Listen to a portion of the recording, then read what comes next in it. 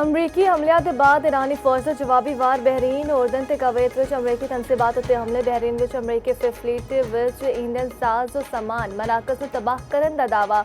पास तरन कलाब का आखना है कवैत विच अल सालिम एयरबेस विच ड्रोन लॉन्चिंग पैड अमरीकी फौजी लॉजिस्टिक के सपोर्ट सेंटर को तबाह कर दिता। उर्दन के अल रज़ाक एयरबेस उत्ते हमला अमरीकी तनसीबात को निशाना बनाया। उर्दन की फौज का 3 बैलिस्टिक मिसाइल मार सुटन का दावा। कवैती फौज के मुताबिक ईरानी हमलों में एक जहाज निशाना बना, 4 फौजी जख्मी हुए। बहरीन में फिजाई हमले के सारन वज उठे।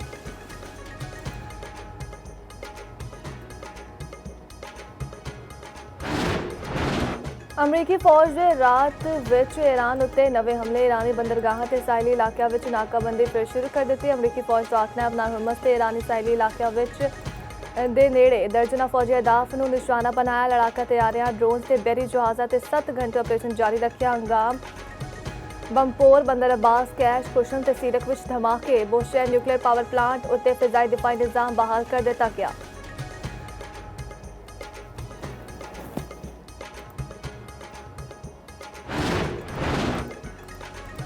मुआहदा न किया तो अगले हफ्ते ईरान के बिजली घरा पुल निशाना होंगे। अमरीकी सदर डोनाल्ड ट्रंप ने ईरान को नवी धमकी आख्या।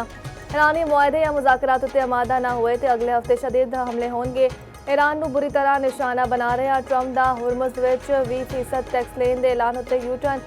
बोले अपना हुर्मुज़ उत्ते किसी किस्म की फीस नहीं होनी चाहिए। खलीजी मुल्कों नाल बड़े तजारती ते सरमायाकारी मुआहदे का ऐलान।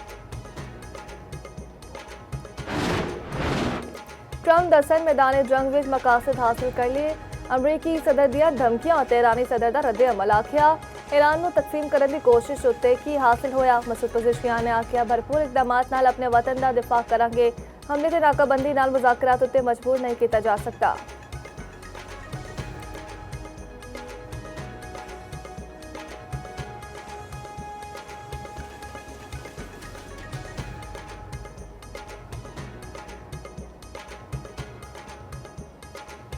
पंजाब के मुख्तलिफ शहरों में बारिश। लाहौर के मुख्तलिफ इलाकों में सुबह सवेरे बूंदाबांदी। मुरीद के शेखुपुरा चिन्नी खुशाब से सरगोदा में बारिश।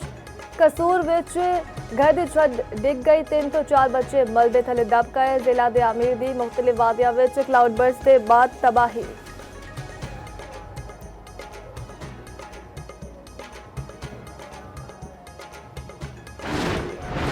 पाक फौज FC बलोचिस्तान ते पुलिस का मुश्तरका ऑपरेशन शबान जारी। ताज़ा कार्रवाइयां में होर 2 दहशतगर्द हलाक। मजमूई तादाद 85 हो गई। 5 जुलाई तो हुण तक ऑपरेशन शबान ते होर कार्रवाइयां में 123 खारजी मारे जा चुके।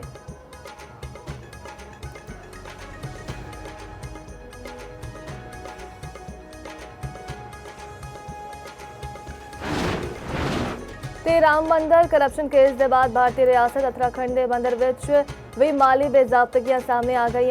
भारतीय जरीदा रिवायत के मुताबिक तहकीकात के मुताबिक उत्तराखंड मंदिर के फंड्स नूं भी IP मेहमानां की मेज़बानी लई इस्तेमाल किया जांदा। 60,000 रुपए BJP की रियासती सैकटरी नैया जोशी के नाम से खर्च किए जाने का इंकशाफ होया। भारतीय वजीर प्रियांक गर्के ने राम मंदिर केस उत्ते RSS सरेआम मुआफ़ी का मुतालबा कर दिता।